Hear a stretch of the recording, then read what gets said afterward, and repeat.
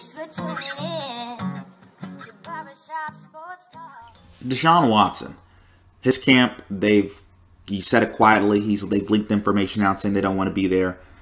They officially made the announcement that he doesn't want to be a Houston Texan anymore. I think he's already took a lot of his Houston Texans insignia off his social media, off his Twitter, off his Instagram. Deshaun Watson does not want to be in Houston anymore. Nick Caserio has came out publicly and said we're not trading. Number 4, reports have come out of the Houston Texans organization that they're not going to trade Deshaun Watson. What happens, Kenny? Who wins this standoff? Because Deshaun has the no-trade clause. They have him under contract for multiple years, and they have the franchise tag. What is going to happen? Because this looks like this could get ugly really quickly. Well, the Texans kind of control everything, and they don't have to do anything right now.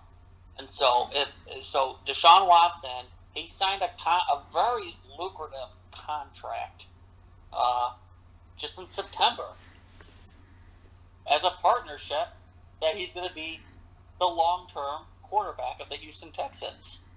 And now he wants out less than 4 months from when he signed that. So the Texans don't have to do anything. And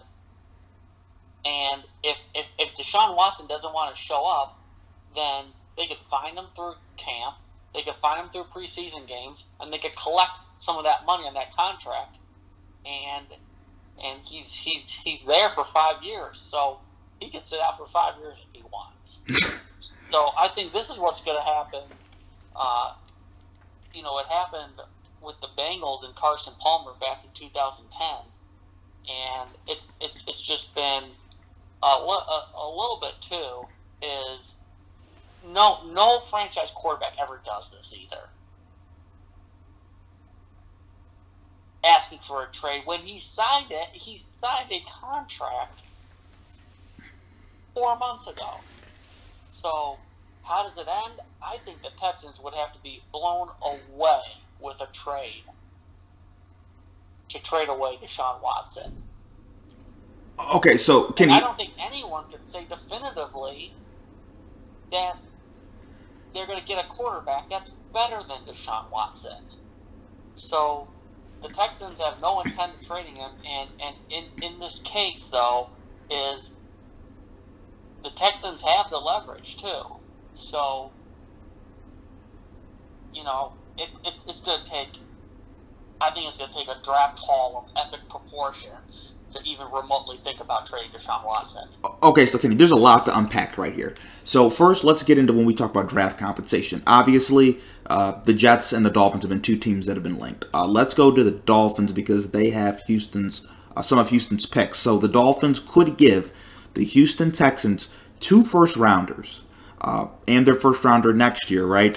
And I believe they could give them some other stuff. Is 3 first-rounders with additional stuff and maybe even 2 attack below it, is that enough? Is that what you would consider a reasonable enough draft haul for Deshaun? No, that's what Matt Stafford went for. So, you're looking at it, and I think a lot of people would say Deshaun Watson's better than Matt Stafford. Matt Stafford went for a quarterback who's, a starter, like Jared Goff, and 2 first-round picks. 3 first-round picks. If it's 3 first-round picks and Tua, I don't think Tua is ever going to be at Deshaun Watson's level, and I don't think those 3 number 1s are equal compensation. Because you got to think, this is an unprecedented time.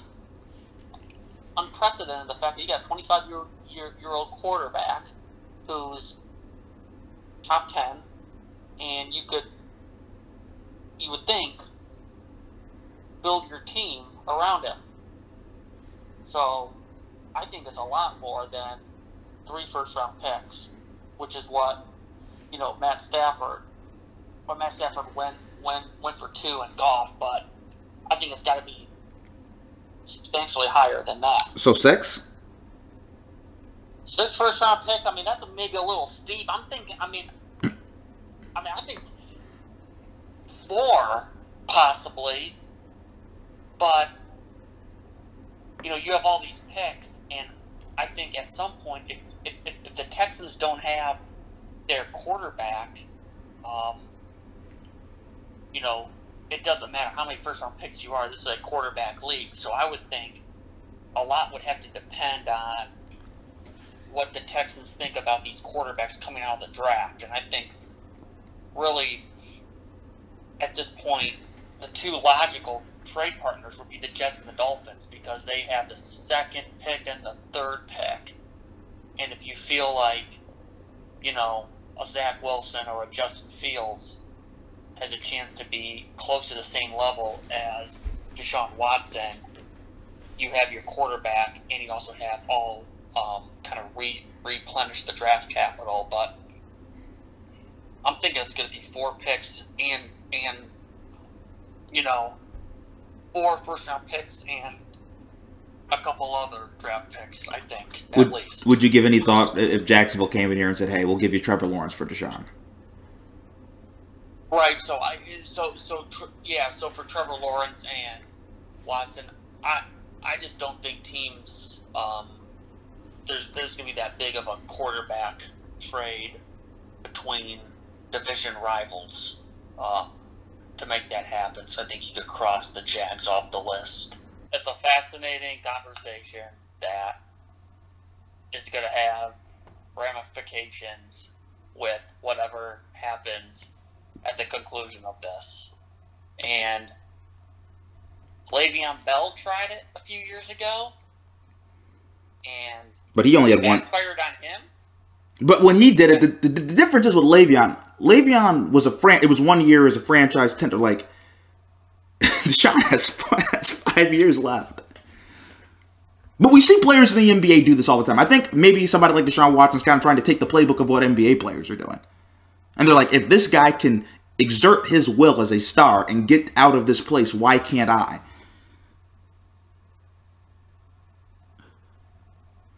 And I think there's a lot of teams that don't want that to happen. So you could bet probably Jerry Jones is in Cal McNair's ear saying, don't do this. And,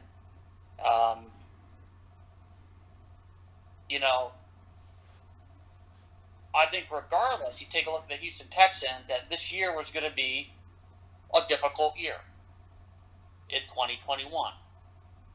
And they have a chance to get rid of some big contracts, get their salary cap in order, and get their draft picks back in 2022.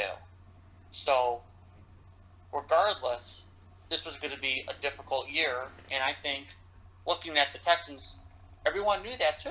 That this was a lot of moves were in the past. A lot of players like Brandon Cooks and DeAndre Hopkins and others, Jadeveon Clowney from Bill O'Brien, were traded away for some immediate short-term success without looking at the future. And now they're paying for it for this year, but with the correct moves, they could get back on track. Because you think if they're going to be, if Deshaun Watson doesn't play, then they would probably have a pretty high draft pick in 2022, and they have Deshaun Watson back. I don't know if there's any quarterback coming out that's going to be better than Deshaun Watson.